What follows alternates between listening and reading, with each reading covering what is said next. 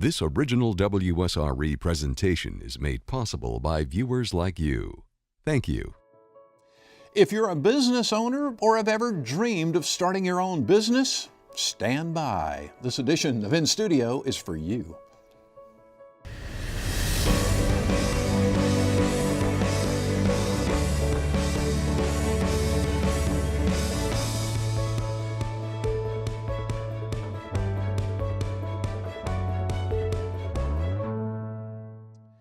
For the past few years, the Studer Community Institute has been bringing together entrepreneurs, thought leaders, academics, and various experts from the world of business for a Pensacola-based conference called Entrecon.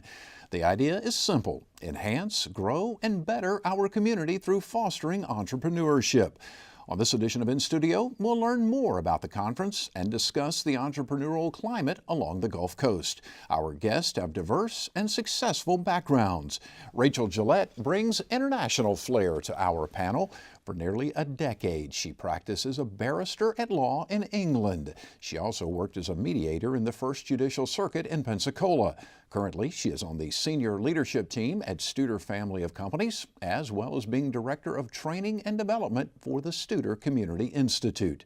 Dr. Ed Ranelli is the University of West Florida's Director for the UWF Center for Entrepreneurship. He is also a professor and Dean Emeritus at UWF's College of Business. Previously, he was Vice President for Baptist Healthcare Corporation. In addition to that, he has also served on many boards from various entities. Mona Amodeo is a management strategist, speaker, author, and the founder and CEO of idgroup, a company that specializes in brand transformation. The company also holds a special designation as a Certified B Corporation. More about Certified B Corporations later in the broadcast. Mona recently released her first book entitled Beyond Sizzle: The Next Evolution of Branding. Daniel Pennington is a speaking coach and TEDx presenter. He is the author of 7-Step Guide to Speaking Success, an essential handbook for healthcare leaders, as well as Nailed It: Giving Your Best Presentation Ever. Prior, Pennington spent over 3.5 decades in the television industry, holding down a variety of roles, including leadership and management positions. Welcome to you all. Thanks for joining us. Thank you. Yeah. Let me begin with you, Rachael. Entrecon, what is it? Well, it's exciting. That's what it is, and it's coming up soon. It's 2 days plus a bonus day this year that we wanted to add some extra value to our attendees of learning, of professional development, of networking with other business owners and leaders. And we're bringing together an amazing group of speakers this year. We look every year as to how we can bring value to the people who are going to be attending this conference. And the attendees are people who own businesses, entrepreneurs, maybe people thinking about starting a business. Mm-hmm. It's also employees in any different type of business. It really doesn't matter. We're across the board because the theme this year is about purpose beyond profit.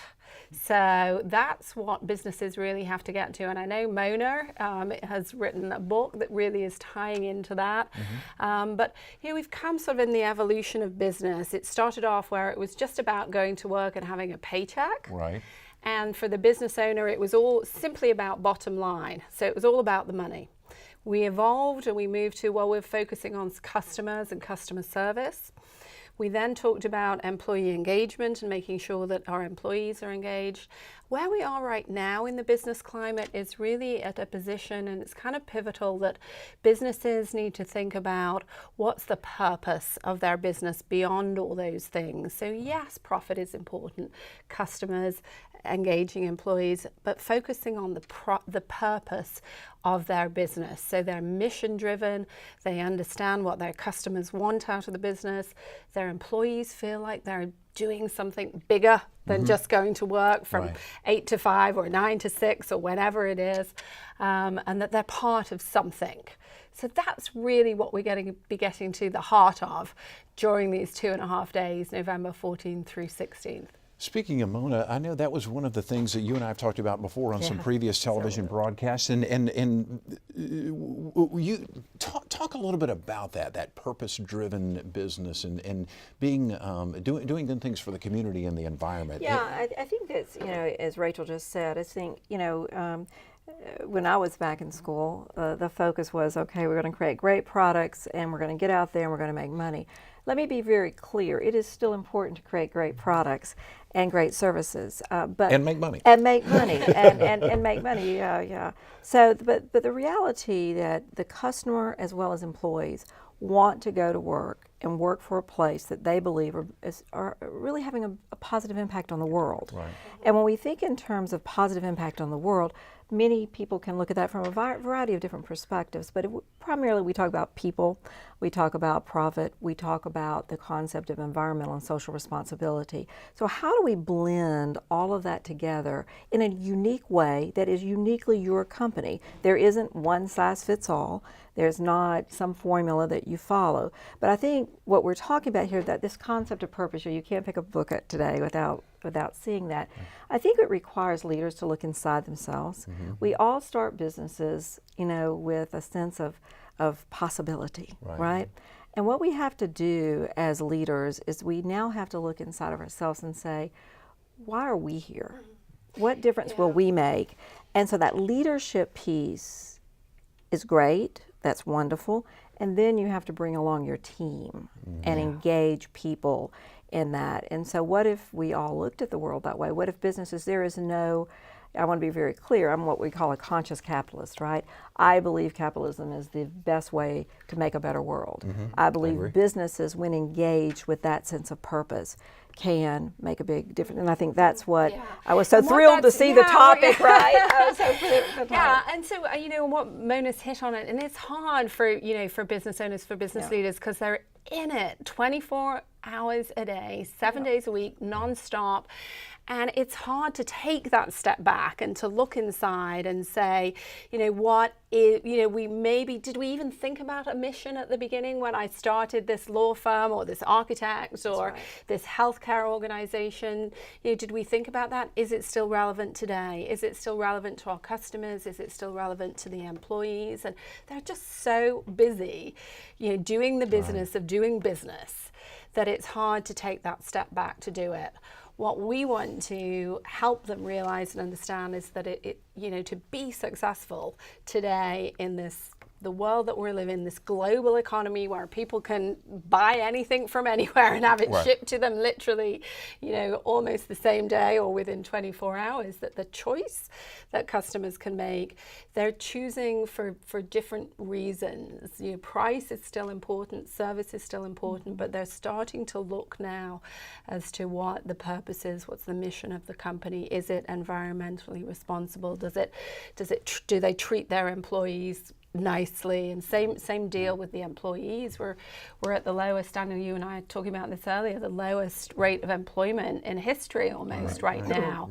And so employees, the people who are going to be coming to the conference as well, are in a position where they can choose almost where they can work. But I think you hit on this, is that a lot of businesses started with a purpose. I think when you were 8 or 10 years old, you went into this field because you really wanted to make a difference. Mm-hmm. And I think most people started out when they were young being enthusiastic and purpose-driven and knowing that they wanted to change the world.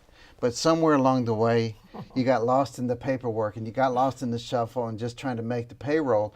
If you can get people to remember that and get, like you said, get down deep and get to that purpose, then all of a sudden it's a different conversation. It's not just a transaction, but it's, I want to tell you about my purpose. I want to tell you about why we do what we do. The Simon Sinek's book, The Why, has been such a bestseller. It's been such a big deal because if we can get to our why, then we're having a different conversation than if I'm just trying to sell you on something, then that's a whole different conversation. But getting to that why does take some work because it's not immediately apparent. Now, I worked with Quint Studer in healthcare for a long time. Gosh, when you have a neurosurgeon or somebody like that, they had to, in order to get through all that training, they had to have a tremendous why from the beginning. But somewhere along the way, they just kind of forgot that. And so a lot of what we did was we tried to get them to remember. Do you remember being 7 years old and looking and saying, boy, I want to be that doctor, I want to be that surgeon, I want to be that nurse or something like that? But it's the same with architects. I want to build beautiful buildings. It's the same thing with accountants. You know, I love it when I can help build businesses grow. All these people have a why, but they've forgotten it. And that's a lot of what we try to do, is try to get them to remember that, and then to be able to put it in words and be able to express it. You want to have alignment within your organization, so we're all talking from the same book, and then to be able to, you know, say it out to the world with your advertising, with your marketing, or just with you when you're speaking to people at Rotary or wherever you have a chance to speak to. Dr. Ranelli, this seems to resonate even more so with the millennial generation and with the young college students. And I mean, I see it with my 17-year-old daughter right now and the way she approaches things. What are you seeing in the classroom at UWF? Well, the job market has changed so much. You know, in my generation, when I graduated from college, you know, you interviewed with the IBMs, the AT&Ts and so forth, and you took a job and you were basically there for, you know, 10 or 15 years. Right. Today the job market is much different than that. Students are looking for purpose, but the environment is very different. Most of the job growth today and most of the employment is with the small businesses, with globalization, with technology. The job market has changed, and students are basically going to have multiple careers, and they're going to have multiple employers, and a lot of that the gig economy in many respects. Right. So one of the things that we try to do in the Center for Entrepreneur is to prepare them for that different environment through getting them to basically appreciate the entrepreneurial aspects. And we're not necessarily creating entrepreneurs per se, but we're creating a emphasis on innovation and entrepreneurial thinking. Whether you're inside a company or whether you're running your own little company, you need to be entrepreneurial in your approach to the business environment. So basically what we're trying to do for the Center for Entrepreneurs is really create a buzz for innovation and entrepreneurial thinking. And one of the ways we do that is we get people like Daniel and Mona to come out and basically tell their story about how, you know, how they have been successful in their own career and lives. What we do is our mission at the College of Business and the university is prepare students for successful careers and lives. And one of the ways we want to prepare them is to hear success from other individuals and that have been there and done that in many respects. You know, you mentioned about several different careers, and really in today's world, you have to be afraid that your career will be obsolete in a matter of years. And it does. You wake up one day, I remember the first time I saw an ATM. I thought that was the dumbest thing I'd ever seen. Who would give money into a machine? But now, where's your bank? You know, your bank has pretty much disappeared because now you're doing it this other way. You do. You wake up one day and your company, your whole, everything that you've done is gone. And so you have to be ready. And that's, Quint talks a lot about soft skills. You have to have the hard skills, the technical skills, but then you have to have leadership, and you have to be communication skills, and you have to have all of these other skills. And Dr. Ranelli, you talked about this. We are a community of small businesses. We don't have a lot of, if we were another community, we would have a Lockheed Martin or something. We're lucky to have Navy Federal, love that, big business, but there aren't that many, right? And so most of the lifeblood of our community up and down the Gulf Coast is the small business, the 50, is it 50 person or less? They're 50 person or less, and that comes back to the research that we've done at the Institute into what makes a vibrant community. That's how we got started, you know, 4 or 5 years ago, is looking at that and building that dashboard, and realized that, you know, we needed to focus on some of those things, which included job creation and job growth and wages, and that's how the training and development program for the Institute got started. And then Entrecon became the cornerstone of it, is to make sure that the business owners and leaders and employees, at every level, bring the success that Quint had with the healthcare industry, but make it non-industry specific. So, going back to the point that Daniel made, kind of making sure that we have those opportunities for people to learn and stay ahead of the curve and stay on the cutting edge of all these changes that are happening so rapidly.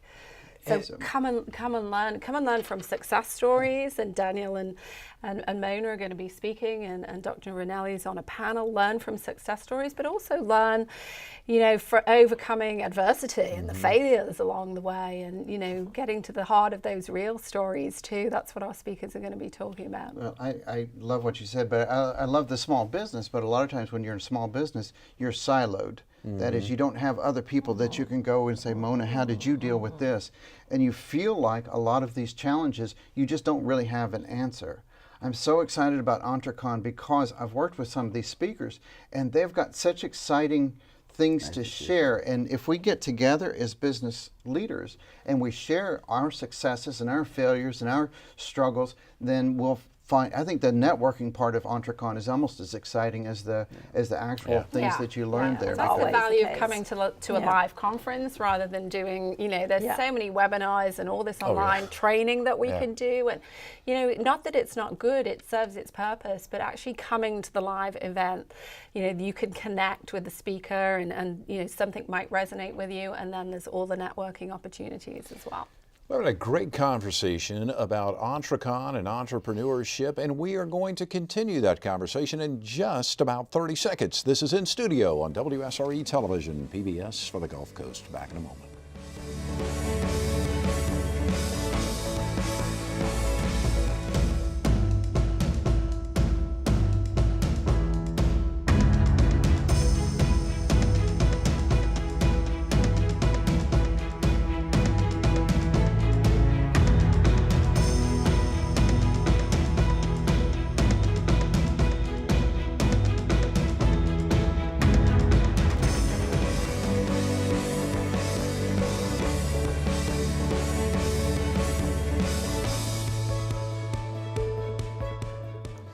Entrecon, presented by the Studer Community Institute, coming up November 14th through the 16th in downtown Pensacola. You can find out more at entreconpensacola.com, or you can shoot Rachel an email or give her a call. You see her number and email address there on the screen.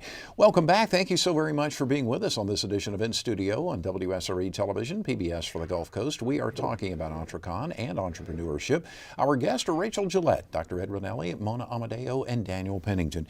Mona, tell me the story about Ray Anderson. Oh, wow. Where would you like me to start, right? What? So it's really, as we talk about entrepreneurs and we talk about this need to pause, to reflect, to consider where we are and where we want to go. Ray Anderson is a great person to talk about. Ray was the founder of a company in Atlanta, Georgia by the name of Interface. Interface creates those carpet squares that you probably all have seen, right? So they're a global company, and really, I guess it was about 1998 or so. After the company being very successful, Ray had what he called an epiphany. And in fact, looking at his industrial manufacturing company and realizing the negative effect the company was having on the world.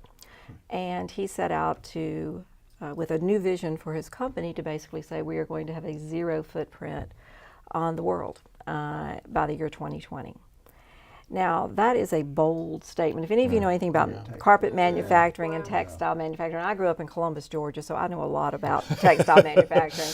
And I'm very sure there was that word sustainability and creating zero footprint was not in there. So basically, one of the points for what we're talking about here today is Ray was this entrepreneur who was successful, right? He had started, actually, he was the person who brought carpet squares to America. So he was the first person with Interface to do that. Yet, along the way, he paused. He reflected around, I think, what was inside of him at the time. But I also say that Ray was a very smart man. He saw what was going on in the world. And he aligned, he started, and you use the word relevant. I think that is such an important word in business, right? To be relevant. So Ray realized that there was a need out there, a calling, to try to figure out how do we create a manufacturing entity that is sustainable. Well, as a result of that, what happened was they had to figure it out. How does a manufacturing firm become a sustainable entity? That required innovation. That required new ways of thinking, new ways of doing. Well, long story short, as a result of this decision, based on reflection, study, your point of bringing other people in, figuring things out, Interface emerged. And by the way, this is a publicly traded company. Interface emerged as one of the leaders in industrial sustainability. They created all these unbelievably great products. They surged in front of their competition, and they created a brand basically as this sustainable business. So my point with all of this is inspiration. Actually, Ray got the idea from reading Paul Hawken's book, The Ecology of Commerce, was the first spark. And I remember in many conversations with Ray, he says, you just never know that moment when someone's going to say something. Isn't that amazing? That clicks something. And so I think Entrecon, that's what you do. Yeah.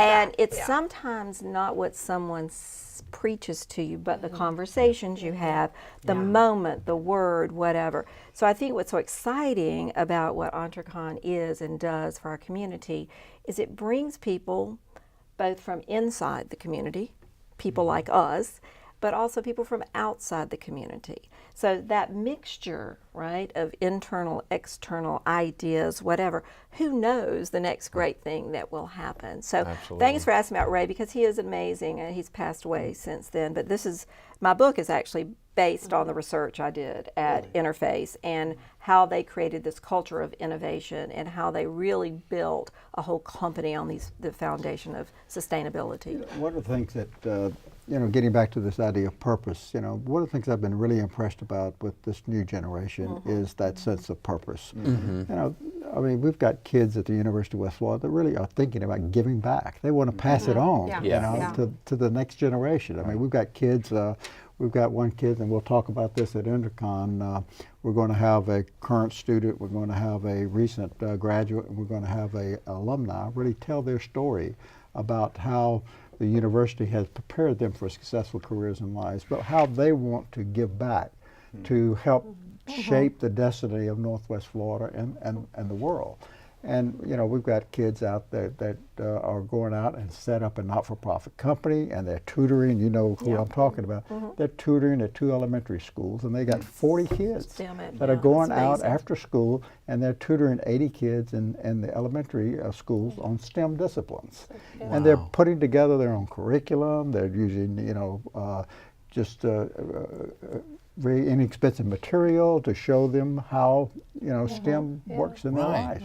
And it's just really amazing. And I was so impressed with them. I said, you guys got to get incorporated. Get you a 501c3. Let me get you. And I hooked them up with a lawyer downtown, and he got them incorporated. I got them an accountant, and it's just wonderful. It's so inspiring to see them wanting to give back. And they're entrepreneurs, but they're entrepreneurs and passing it on to the next generation. And it's that's just why really it's inspiring. so important to have something like the Center for Entrepreneurship and have it tied with the Institute, so that we can harness that power and that talent of those students that are coming through and keep them here.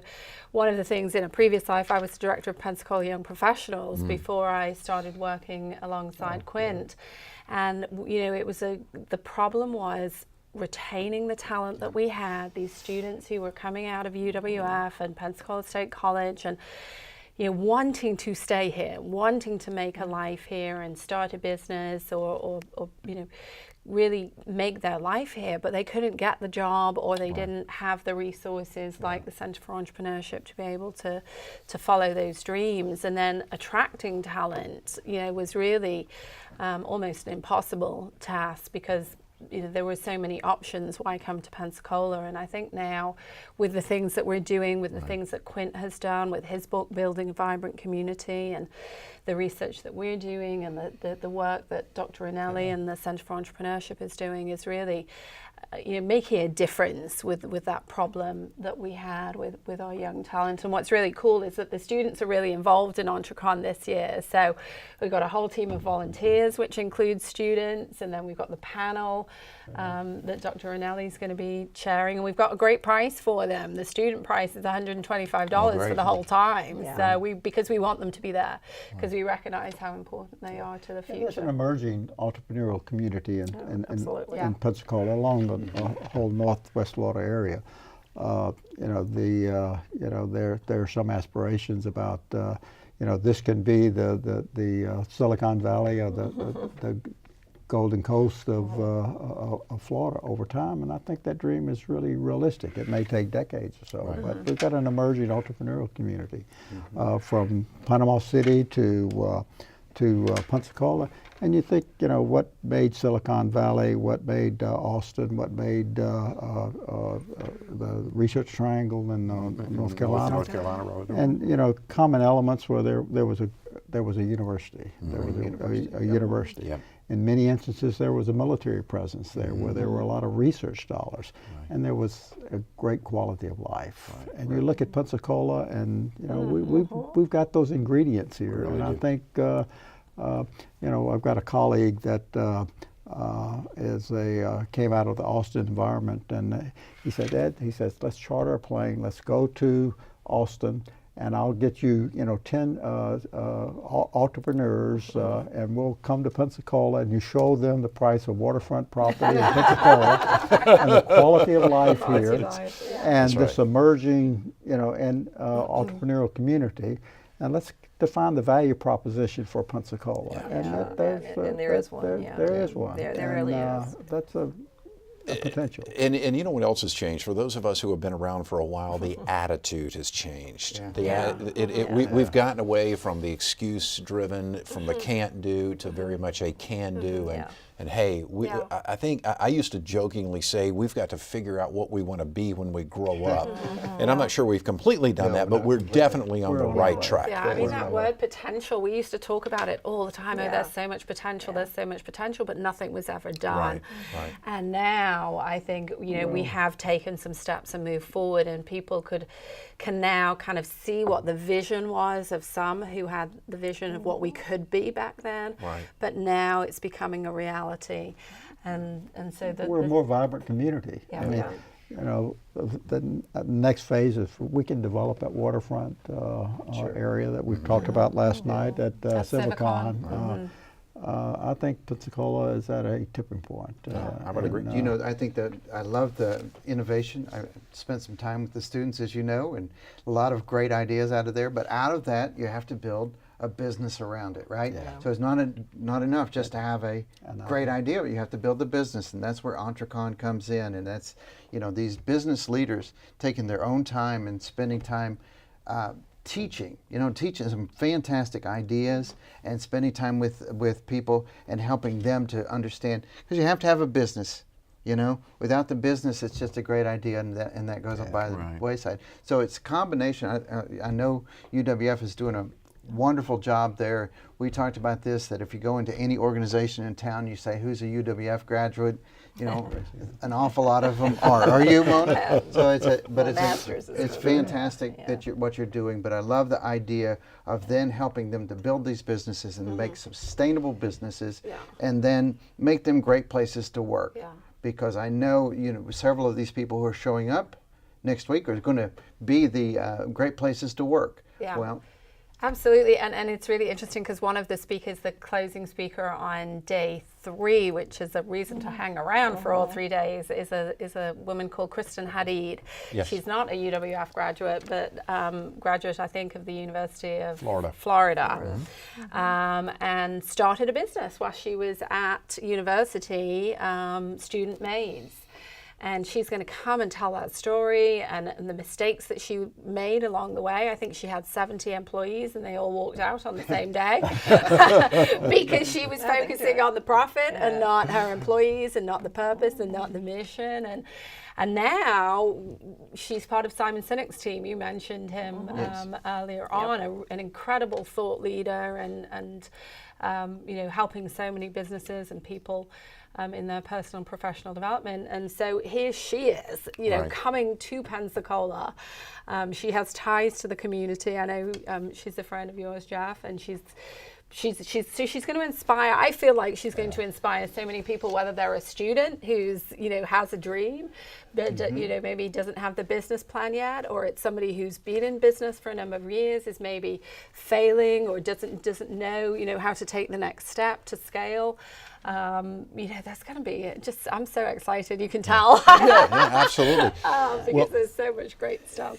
And I'll throw this in just real quick too. Kristin did another show with me called Conversations with Jeff Weeks. If you go to YouTube and just search it out, you'll find out. But I think since that time, she's written a book and so, permission to screw up, I think. Yeah. So anyway, we're gonna work on trying to get her back. And then I know my friend Bert Thornton, who was an executive with Waffle House, is also going to be one of your speakers or conduct a breakout session. He is, And I know Bert's son. He's just a wonderful guy and has moved back to this community and just really kind of immersed himself as a volunteer. He's involved in the center. He's already been a speaker and so forth, but what he really wants to do, he wants to mentor students. Yes.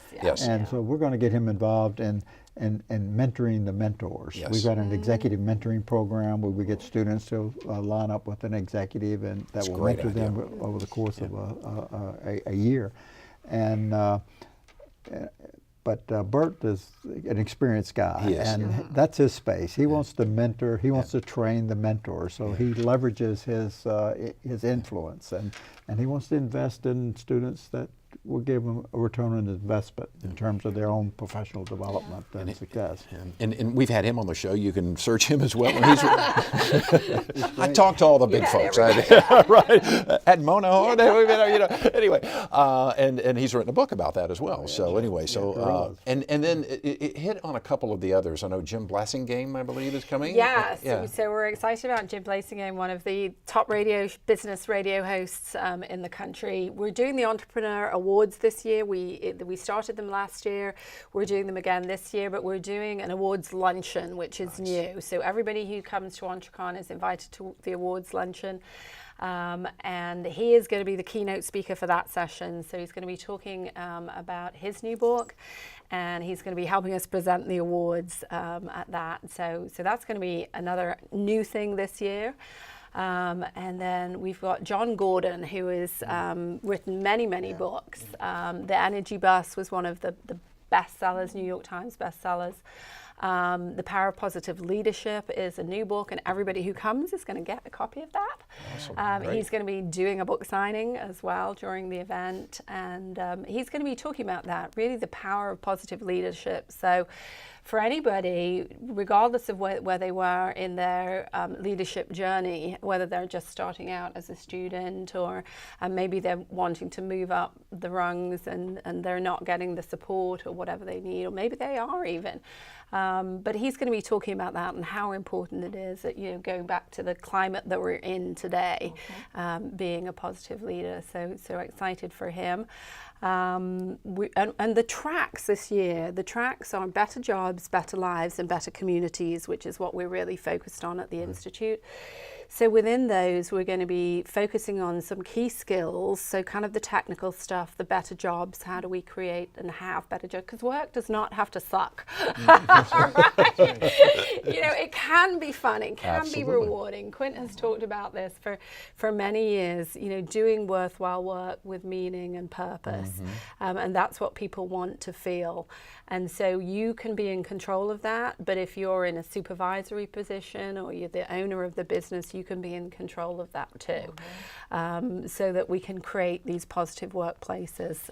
That's another attribute that's worth noting is, you know, one of the things we try to do is try to get students in front of successful people that have been successful and have them share their stories. But one of the things I've been impressed by is that these successful people really want to give back. Yeah. Yes, they do. They They do. really want to give Yeah. back. They want to pass it on, and that really warms your heart. That you know that passing it on is an important attribute. When we come back, I want to ask Mona about what a certified B Corporation is. I mentioned that. And then the other thing I want to talk to Daniel about is the importance of learning how to be a good public speaker. Okay. So we'll continue our conversation about Entrecon and entrepreneurship along the Gulf Coast in just a couple of moments. You're watching In Studio on WSRE Television, PBS from the Gulf Coast.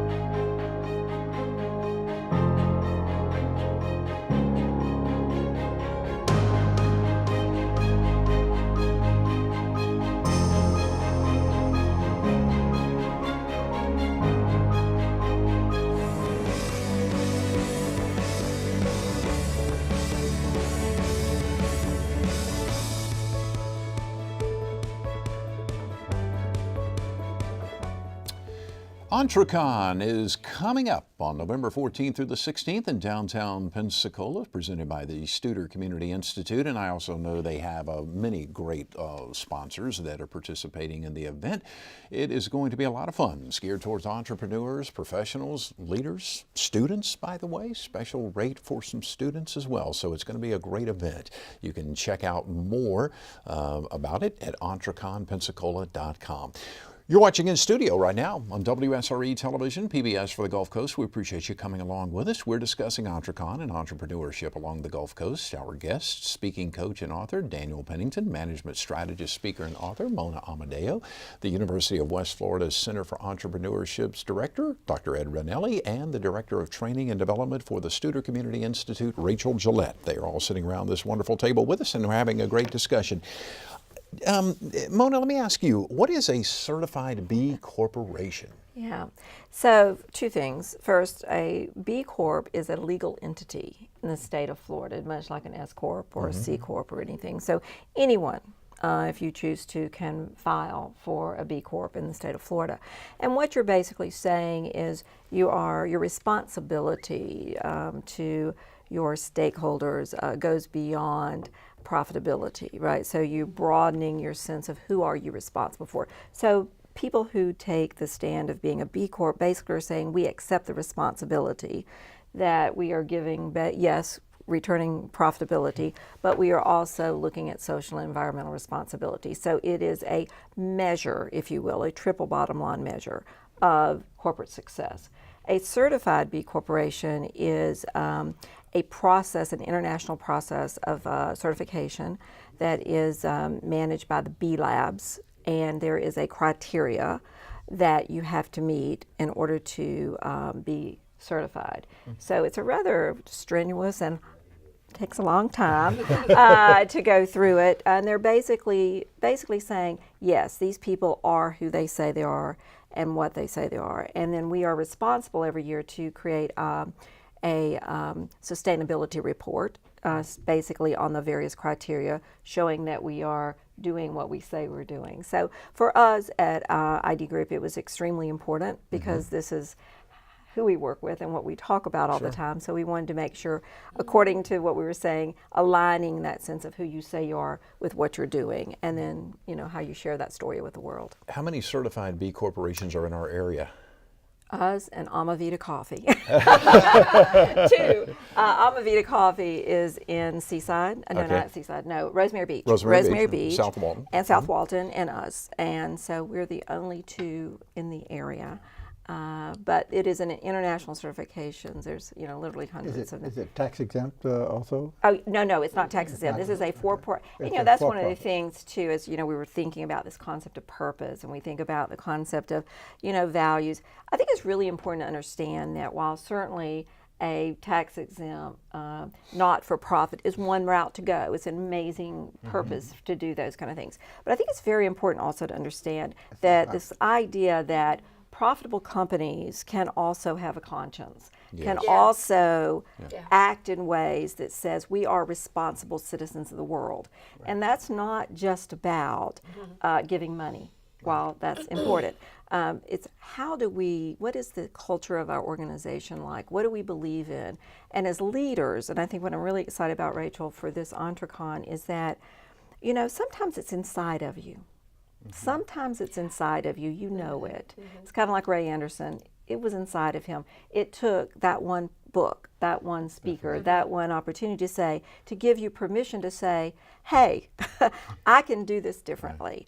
And so I think what I would say, not only to leaders, but also I think to the people who work for those leaders. And I want to just speak just very quickly about this idea of taking time, right? Taking time. And Ed, I think you would say this too. Organizations don't do this, nor do they do this. Organizations' process of development looks more like this.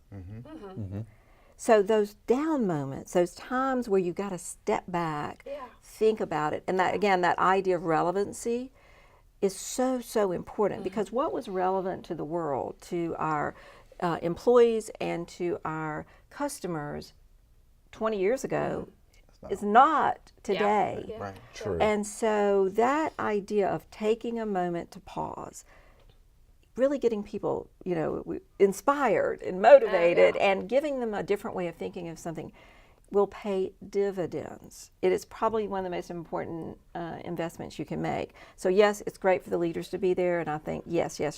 But it's also important for their people, their team to be there. Absolutely. You can't send everyone. Send a couple this day and a couple that day. We've gone through and just looked at the program and said which ones, because everybody has different needs, right? That's right. And y'all have got such a broad spectrum, I think, of programs this year. So I would just say that's, that's important. And that's what we found, in fact, that companies who have been before and maybe, first year they came by themselves, second year they brought a couple of their leadership team.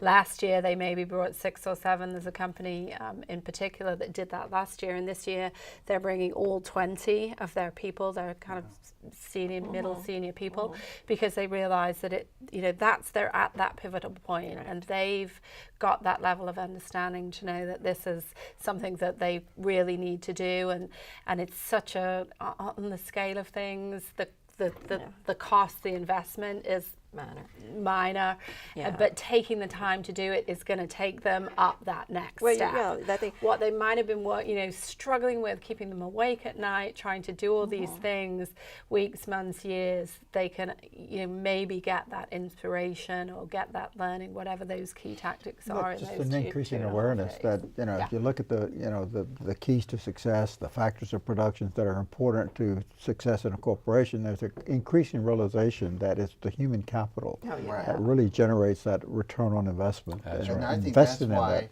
more and more companies are doing professional development as part of your plan, right? And I've worked with the Studer Community Institute for a number of years, and so often it is just the only way you're going to hang on to employees, especially professionals, is by giving them something else. And professional development, that's a big thing, right? Well, it is, because if you look at the statistics, and Gallup is the biggest in the market that does the research on this and employee engagement, and worldwide 70% of the people at work are disengaged. They're not engaged in their job. So and one of the things when you ask them, if you do an employee engagement survey, which is one of the things that we do for companies, is the engagement survey. One of the things that we ask about is, has somebody worked on you with your development in the last 12 months? And it's a key question. Gallup has realized that's a key question. And when that comes back as no, that's when the problems come, because and again, with the generations coming through, through as well, it's becoming more and more important that they want to feel valued and that they want to feel invested in and develop their skills, because they may not stay in that job for more than a couple of years. And so a way to retain them and to help them develop is with this professional development. And we get asked, well, what if I invest all this money in them and they leave? Right. Well, but what if you don't invest in them and they stay? That's right. That's right. That's right. So it's having that insight, having that foresight into realizing that, going back to the beginning of the conversation, here we are where the 70% of employees are disengaged. We're in a really tight labor market. We're in a global economy. Now is the time to really get focused and serious about this and start investing in employee development and engagement. And if you have this employee this year and they have this skill set, if a year from now they still have the same skill set, they haven't developed, then you're already behind. And 4 years and 10 years later, now all of a sudden your employees are barely worth anything. And that's why the speaking skills actually come into this so often, is because as you go through your work, a lot of us will start as an astronaut or an architect or an accountant or whatever it is that we do, and it's technical skills. Technical skills are what got you there, and technical skills are what get you to the next level and next level and next level. And then all of a sudden, out of the blue, you have to have this other skill, which is to be able to speak to either. What happens is you start doing business development, which means you go out and you communicate, as you do, as all of us do. We go out and communicate. We have to be good at that. Or they give you a team, and the next thing you know, you've got a team of people that you have to communicate with every single day. And they realize, a lot of these business leaders will realize, I'm just not ready. Or they'll have somebody on their staff that they're just not ready. Being a great accountant doesn't make you a great leader. Being a great architect doesn't mean you're able to do a good pitch in a meeting. And so those skills are what's missing. And we kid about this, but it's like the missing thing that you should have gotten in school. Even attorneys really had very little public speaking training. Just worked with some teachers, and teachers are great with students. They're terrified of talking to adults. Have a good friend who is a preacher. And he says the entire seminary, you go through the whole classes of everything, you never got that speaking skill. Oh, wow. And it's amazing, because you think of a preacher as 80% of their job is speaking. Well, and Daniel, you know this, having been in the television business. How many television personalities do you know that will sit at an anchor desk or do whatever, and they're very perfectly comfortable on camera behind a microphone? You get them in front of a crowd, and they're like, Am I right? Absolutely, yeah. It's almost a different skill. But I grew up, I spent 35 years, as you said, in TV. And so I was very accustomed to getting people comfortable on camera. When I started working with Quint Studer at the Studer Group, then we had not so much camera so much as we had people on stage. Right. But a lot of the same skills, you have to be able to be comfortable and be able to talk and be able to gesture and all of those things. But it is that moment, that painful moment when you realize, wow, to get to this next level, I'm going to have this skill set, and I just don't have that skill. I think the key is that it's across the board, and it doesn't matter whether you're the barista who's serving coffee, whether you're a person who's in the office picking up the telephone and answering, the customer questions, or you're a high-level executive who's presenting in the boardroom. The skills necessary are the same, and as vitally as important.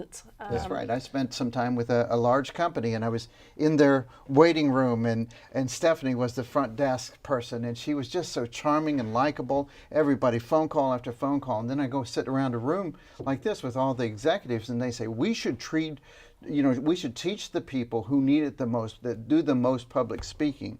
And I said, who does the most public speaking? And they thought that I was being silly, but the reality is that you call an organization and that front desk, the quality of that front desk is your entire perception of that company. Right. So many people just are missing it, and it's not that hard to learn to go from where you are to where you need to be.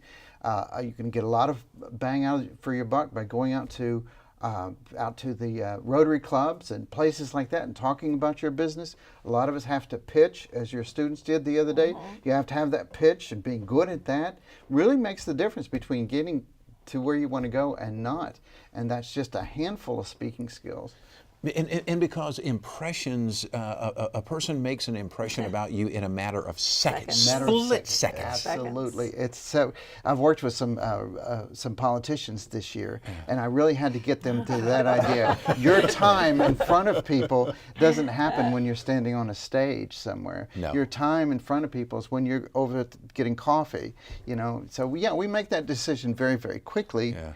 And it's permanent. You never get Daniel, over that. That ties into what you're talking about at Entrecon, which is the authenticity paradox that you've been researching and working on lately, and that sense of communicating authentically and understanding what that is, and understanding the why and the purpose and the meaning, and being able to get to the heart of that. That's a trend, particularly in business schools now. We've been noted for focusing on those technical skills, the regression analysis,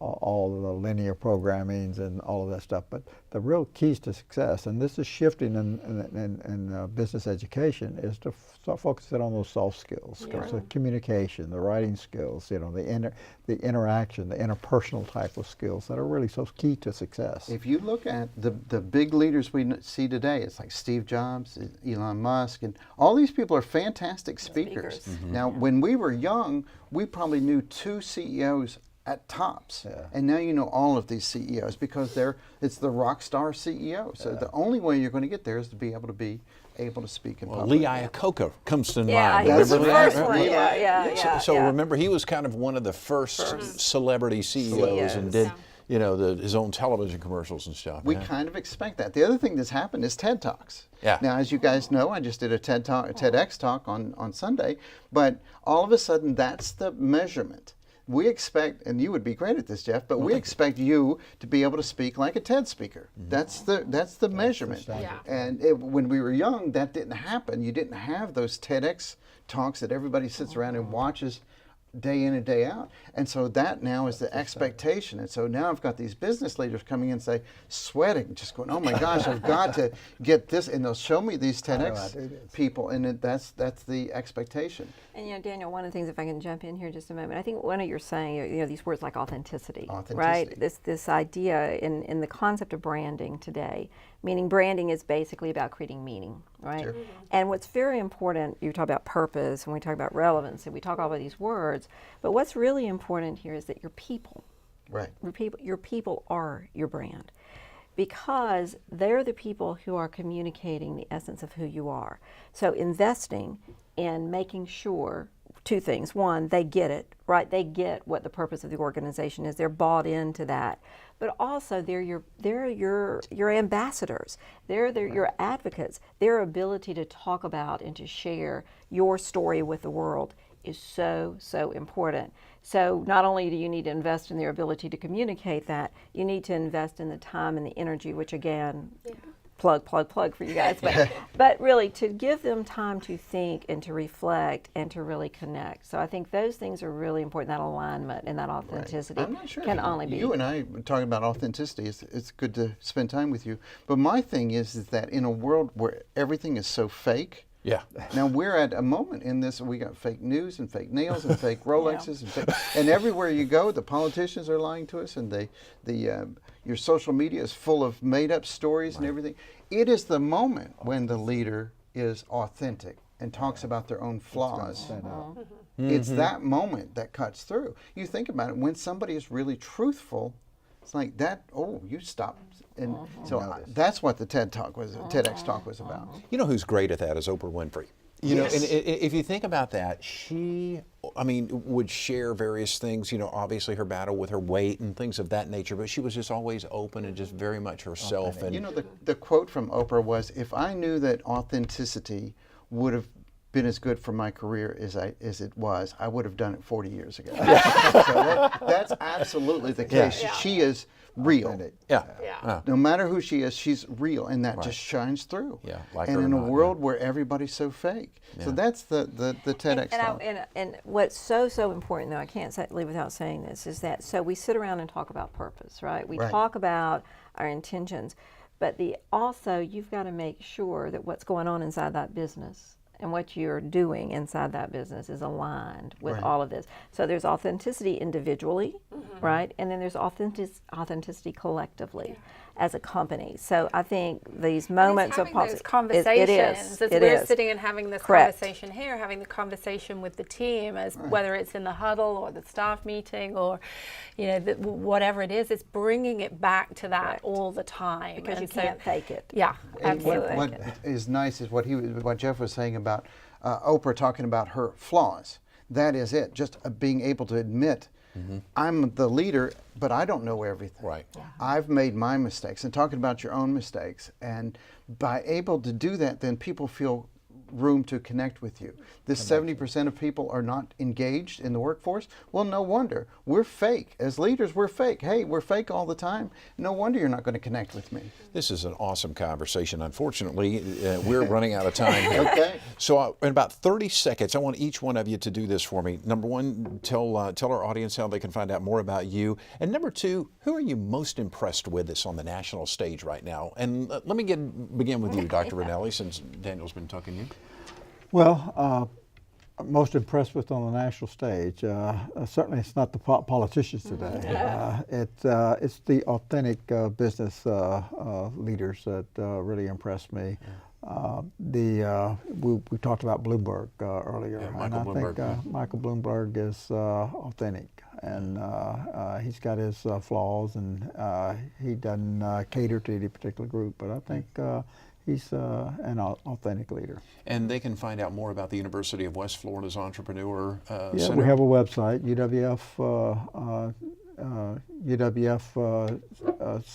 UWF.cob/edu. Okay, wonderful. And Rachel?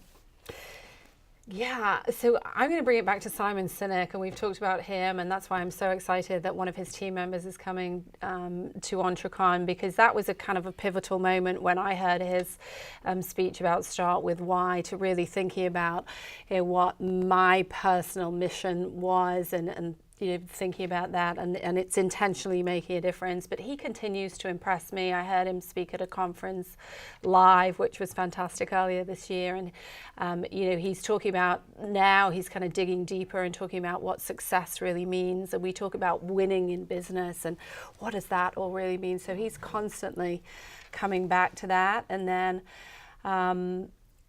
you know, I think I would encourage everybody to attend Entrecon. They can find more about it at entreconpensacola.com or studeri.org. That's the website for us.